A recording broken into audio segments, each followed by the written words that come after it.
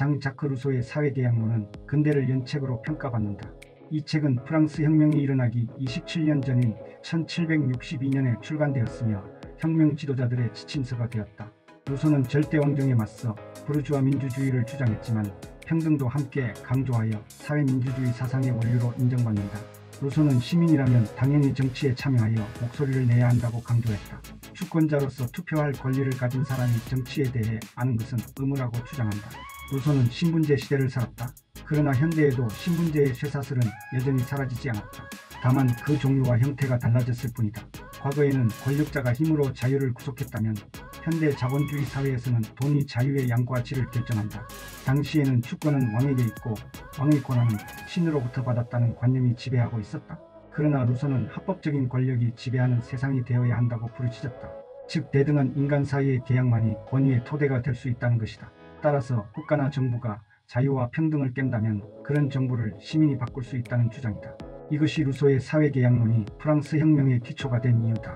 우리나라의 1960년 4월 혁명, 1980년 광주민주항공, 1987년 민주항쟁 등도 같은 맥락으로 이해할 수 있다. 루소의 사회계약 사상은 인민이 계약을 통해 권위와 국가를 형성한다는 인민주권론에 기반한다. 여기서 말하는 인민은 국가가 있기 이전에 존재하는 사람을 말한다. 프랑스 혁명 이후 제헌국민회의는 인간과 시민의 권리선언을 채택했다. 이는 인간의 권리와 시민의 권리를 명확히 구분한 것이다. 시민의 권리는 특정 국가의 국민에게 법률이 보장하는 권리다. 예컨대 투표권 등의 정치적 기본권과 복지수당과 같은 사회적 기본권을 말한다. 인간의 권리는 인간이라면 마땅히 보장되어야 할 권리를 말한다. 생명권, 신체의 자유, 사생활의 자유 등이 그러하다. 루소는 평등을 자유와 똑같이 강조했다. 평등이 없다면 자유는 껍데기만 남는다고 주장했다. 능력이나 재능이 불평등한 시민에게 법적 평등만을 강조하는 현실을 강하게 비판했다. 그렇지만 루소는 평등을 모든 사람이 똑같이 권력과 부를 나누는 것은 아니라고 말한다. 이상적이라면 강자들은 부와 권세를 절제하고 약자들은 인색함과 탐욕을 절제해야 한다. 하지만 현실은 그렇지 못하기 때문에 입법으로 평등이 무너지지 않도록 막아야 한다고 했다. 역사적으로 평등을 강화하는 여러 입법 실험이 있었다. 스탈린이나 모택동의 폭력적 실험, 유럽의 사회민주주의적 실험, 미국 루스벨트의 뉴딜식 실험 등이 그것이다. 우리나라도 김대중 노무현 정부의 복지 강화, 문재인 정부의 소득주도 성장 추진 등을 들 수 있겠다. 주권이란 무엇인가?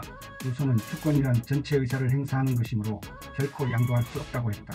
주권자는 집합적 존재이므로 오직 그 자신에 의해서만 대표될 수 있다는 것이다. 전체 의사는 모든 사람의 의사가 아니라 공통이익의 총합을 뜻한다. 루소의 논리에 따른 전체 의사의 집약체는 입법부가 된다. 그리고 행정부나 사법부는 그 아래에 있어야 한다고 했다. 이는 삼권 분립을 강조한 몽테스키웨와의 차이점이다. 루소는 개인은 전체 의사에 복종해야 한다는 암묵적 약속을 따라야 한다고 했다. 그러나 전체 의사라도 항상 공정할 수 없으므로 각자 자신의 소신에 따라 의견을 밝힐 수 있어야 한다고 강조했다. 루소는 주권은 양도될 수 없으므로 대표될 수도 없다.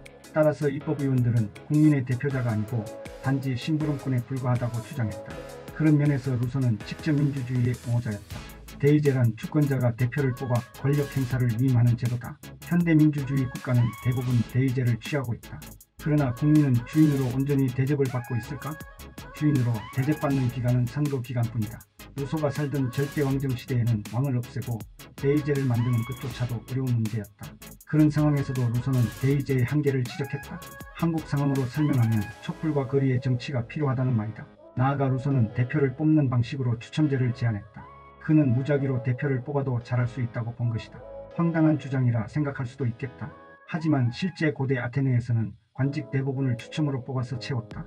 아일랜드에서는 개헌을 위한 헌법회의 대표 100명 중 66명을 추첨 시민으로 채워 성공적으로 운영한 사례가 있다.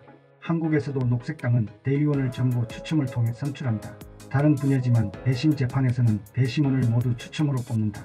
루소는 수도를 허용하지 말고 정부를 각 도시에 번갈아 자리 잡게 하라. 영토에 골고루 사람들이 살게 하고 어디서나 똑같은 권리를 누리도록 하며 풍요와 활기를 골고루 나누어 주라고 했다. 이는 지방분권을 하라는 말이다. 우리나라는 노무현 대통령이 행정수도 이전과 지방 거점에 혁신도시를 지정하여 지방분권을 추진했다. 마지막은 사형제도인데 루소는 사형을 찬성했다. 루소가 살았던 시기에는 사형이 매우 자연스러운 형벌로 인식되었기 때문으로 보인다. 지금은 유럽연합에 가입하려면 사형제도를 폐지해야 한다. 우리나라는 김대중 대통령 정부에서부터 사형을 집행하지 않고 있어서 사형제도는 있지만 사실상 사형폐지국으로 분류된다.